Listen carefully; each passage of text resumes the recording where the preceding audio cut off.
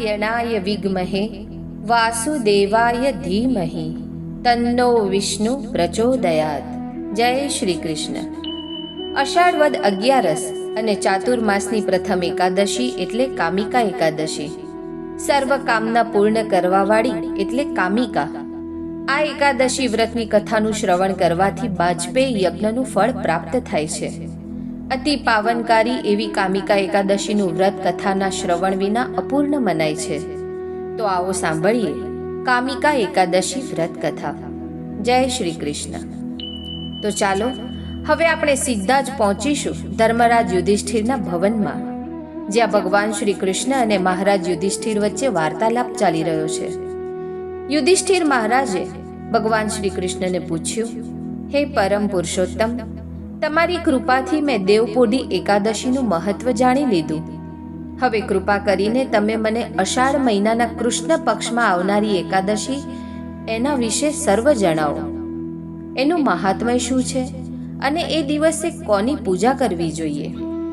યુધિષ્ઠિર મહારાજનો પ્રશ્ન સાંભળી ભગવાન શ્રી કૃષ્ણએ મધુર હાસ્ય સાથે જવાબ આપ્યો, હે રાજન, આ જ પ્રશ્ન એક વખત દેવર્ષિ નારદ મુનિએ બ્રહ્માજીને પૂછ્યો હતો, અને એ વખતે બ્રહ્માજીએ જે ઉત્તર આપ્યો તેનું હું યથા સ્વરૂપ તમારી સમક્ષ વર્ણન કરું છું. ખૂબ જ ધ્યાનપૂર્વક તમે તેનું શ્રવણ કરજો.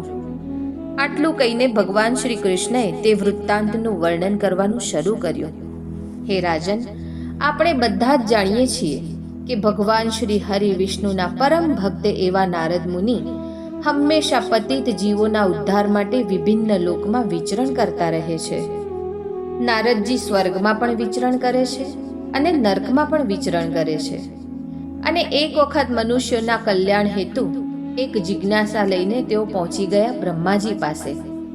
બ્રહ્માજી સમક્ષ હાથ જોડીને ખૂબ જ વિનમ્રતાથી એમણે પૂછ્યું, હે પિતામહ, કૃપા કરીને તમે મને અષાઢ માસના કૃષ્ણ પક્ષમાં આવતી એકાદશી વિશે જણાવી શકો છો? મેં સાંભળ્યું છે કે ભગવાન હરિને અત્યંત પ્રિય આ એકાદશી પાપી જીવોનો ઉદ્ધાર કરવાવાળી અને સર્વ પ્રકારે મંગલકારી છે.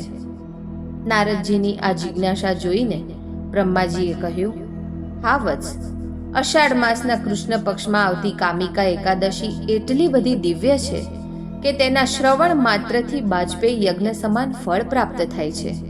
એટલું જ નહીં, જે પણ મનુષ્ય આ વ્રતનું પાલન કરે છે એને વન, સાગર સહિત સંપૂર્ણ પૃથ્વીના દાન સમાન તથા વાછરડા સહિત ગાયના દાન સમાન પુણ્યફળ પ્રાપ્ત થાય છે. આ એકાદશી બધા જ દિવસોમાં એકદમ શુદ્ધતમ છે અને પાપોનો નાશ કરવામાં સૌથી પ્રબળ છે. આટલું કહીને બ્રહ્માજીએ કામિકા એકાદશીના એક વિશેષ મહિમાનો ગુણગાન કરવાનો પ્રારંભ કર્યો. બ્રહ્માજીએ કહ્યું, આ દિવસે જે પણ મનુષ્ય એક તુલસી પત્રથી ભગવાન વિષ્ણુની પૂજા કરે છે એને 200 ગ્રામ સુવર્ણ અથવા 400 ગ્રામ ચાંદીનું દાન કર્યા બરાબર પુણ્ય પ્રાપ્ત થાય છે. કામિકા એકાદશીના દિવસે તુલસી પૂજનનું વિશેષ મહત્વ છે. આ દિવસે માત્ર તુલસીજીના દર્શન કરવાથી, તેમને સ્પર્શ કરવાથી અને એમની પ્રાર્થના કરવાથી જીવ સમસ્ત બાધાઓથી મુક્ત થઈ જાય છે. એને યમરાજના દર્શન ક્યારેય નથી કરવા પડતા. અને આ દિવસે જો કોઈ મનુષ્ય ભગવાન મધુસૂદનને 9 અંકુરિત તુલસી મંજરી અર્પિત કરે છે તો એ પોતાના પૂર્વ અને વર્તમાન જન્મના બધા જ પાપોથી મુક્ત થઈ જાય છે. હવે આપણે સાંભળીશું બ્રહ્મ વૈવસ્વત પુરાણના બ્રહ્મકલ્પમાં બનેલી એક પૌરાણિક ઘટના. એક વખત નવયૌવના તુલસી ધર્મધ્વજ રાજાની પુત્રી તરીકે અવતરિત થઈ અને તે સમયે ભગવાન નારાયણની તપસ્યા કરવા માટે તે વિવિધ ધર્મ ક્ષેત્રોમાં ભ્રમણ કરતી હતી. એક વખત તેમણે ગંગાજીના કિનારે વિઘ્ન વિનાશક ગણેશજીને જોયા. ગણેશજી તો અતિ દિવ્ય સ્વરૂપમાં દૈદીપ્યમાન થઈને ધ્યાનમાં મગ્ન હતા. તેમનું આ દિવ્ય સ્વરૂપ જોઈને તુલસી તેમના પ્રત્યે આકર્ષિત થઈ ગઈ, પરંતુ તેમનું ગજમુખ જોઈને તે ગણેશજીની મજાક પણ કરવા લાગી અને જાણે અજાણે તે મોટે મોટેથી હસવા લાગી. એવામાં તપસ્યા ભંગ થવાથી ગણેશજીએ તેમને પૂછ્યું, હે દેવી, તમે કોણ છો અને તમારા અહીં આગમનનું કારણ શું છે? શું તમે નથી જાણતા કે તપસ્વીઓનું ધ્યાન ભંગ કરવું એ અધમ પાપ છે? ગણેશજીની વાત સાંભળીને તુલસીજીએ કહ્યું, હું ધર્મધ્વજ રાજાની કન્યા છું અને હું પતિ પ્રાપ્ત કરવાના હેતુથી તપસ્યા કરી રહી છું. તમને જોઈને હું તમારા તરફ આકર્ષિત થઈ ગઈ છું. કૃપા કરીને મને તમારી પત્ની રૂપે સ્વીકાર કરો. આ વાત સાંભળીને ગણેશજીએ કહ્યું, હે દેવી, મારી વિવાહ કરવાની કોઈ ઈચ્છા નથી, તો કૃપા કરીને મારા પરથી તમારું ધ્યાન હટાવીને બીજા કોઈ પુરુષને શોધી લો. આ સાંભળીને તુલસીજી ક્રોધથી રાતાપીળા થઈ ગયા અને ગણેશજીને તેમના રૂપ શરીર વિશે ખરી ખોટી સંભળાવવા લાગ્યા. આ સાંભળીને ગણેશજીએ પણ અતિ ક્રોધમાં આવીને કહ્યું, હે દેવી, તમે નિસંદેહ એક અસુરના પત્ની બનશો અને પછી એક વૃક્ષ બની જશો. આ સાંભળીને તુલસીજી તો એકદમ ભયભીત થઈ ગયા અને ગણેશજીના પગમાં પડીને તેમને આજીજી કરવા લાગ્યા કે તમે આ શ્રાપને પાછો લઈ લો. પણ ગણેશજીએ કહ્યું, શ્રાપને તો પાછો ના લઈ શકાય, પણ તમે બધા જ પુષ્પોમાં પ્રમુખ પુષ્પ બનશો અને કાલાંતરે તમે ભગવાન નારાયણના પ્રિય બનશો.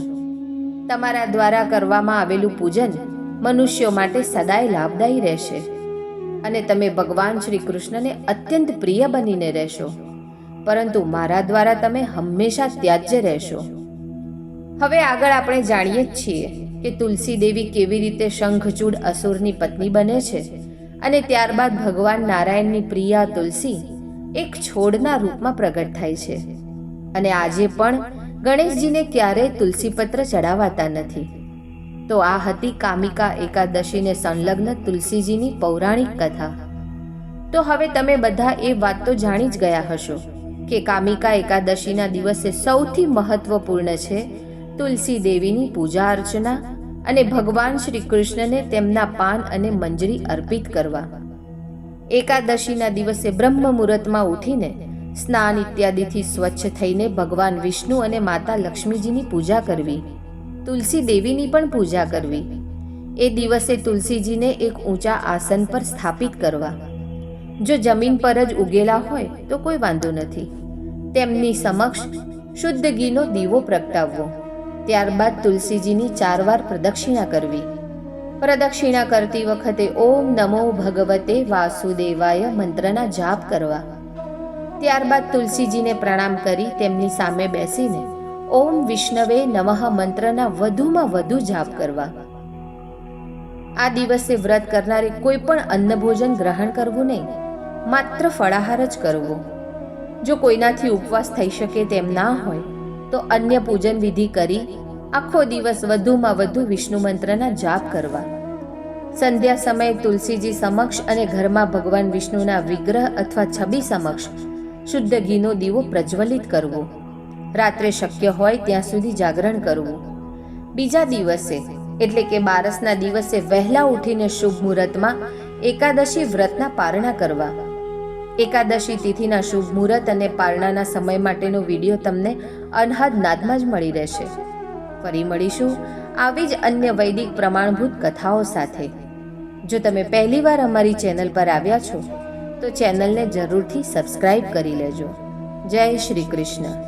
ઓમ નમો ભગવતે વાસુદેવાય. રાધે કૃષ્ણ.